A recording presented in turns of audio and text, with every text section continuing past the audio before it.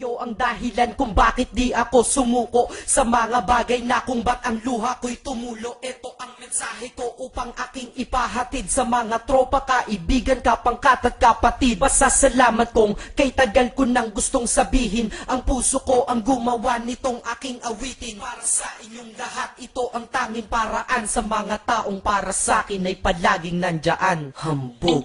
Kayo ang dahilan kung bakit di ako sumuko sa mga bagay na kung ba't ang luha ko'y tumulo. Ito ang mensahe ko upang aking ipahatid sa mga tropa, kaibigan, kapangkat at kapatid. Pasasalamat kong kay tagal ko nang gustong sabihin. Ang puso ko ang gumawa nitong aking awitin. Para sa inyong lahat, ito ang tanging paraan. Sa mga taong para sa akin ay palaging nandyan. Upang ako'y mabigyan ng kalakasan ng loob at manatili na nakatayo at di patataog na kahit na anumang pagsubok na nagdadatingan. Di ako takot pagkat alam kong may malalapitan. Pag ako ay mayroong problema na dinadala, akala ko ako'y nag-iisa, ngunit hindi pala. Alam nyo ba kung bakit?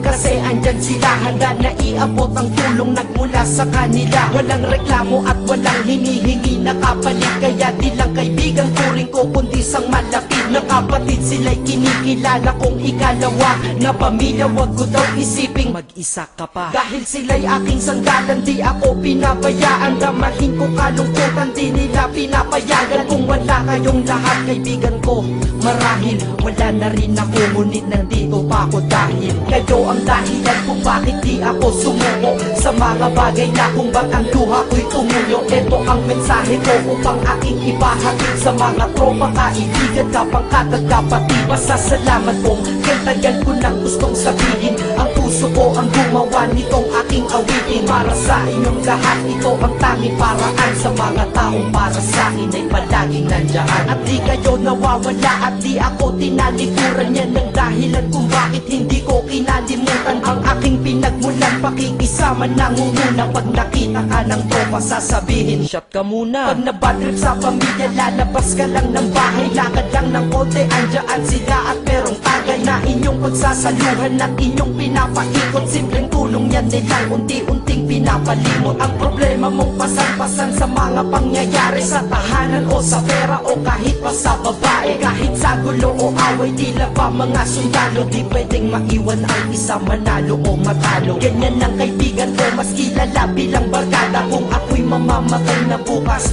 ako'y handa na. At kung may ikalawang mundo o buhay para sa'kin, sana magiging tropa ko kayo pa rin. Kayo ang dahilan kung bakit di ako sumuko sa mga bagay na kung ba't ang luha ko'y tumulo. Ito ang mensahe ko upang aking ipahatid sa mga tropa, kaibigan, kapangkat at kapatid. Pasasalamat kong kay tagal ko nang gustong sabihin. Ang puso ko ang gumawa nitong aking awitin. Para sa inyong lahat, ito ang tanging paraan. Sa mga taong para sa akin ay palaging nandyan. Kaya ako'y kontento na dahil kayo'y naging parte ng buhay ko. Sa kabutihan nyo, paano ko gagante? Magtatawagan ng mga tropa, kita-kita lang sa kanto. Pagkatapos didiskarte ng pitselyosi at baso. Papaikot ang sombrero para mag-ambagan tropa. Kahit 20 pwede na, basta lamang makatoma.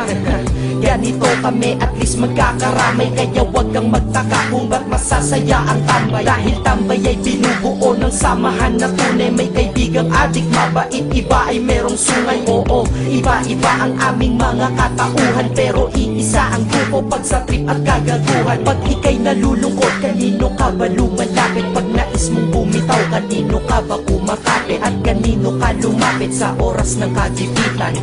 San pa ba?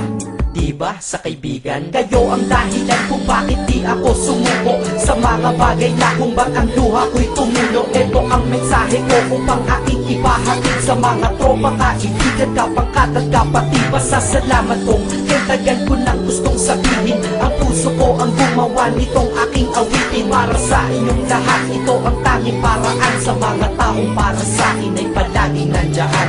Salamat. Acero Records, Sad Productions, hambog ng Sad Pro Crew.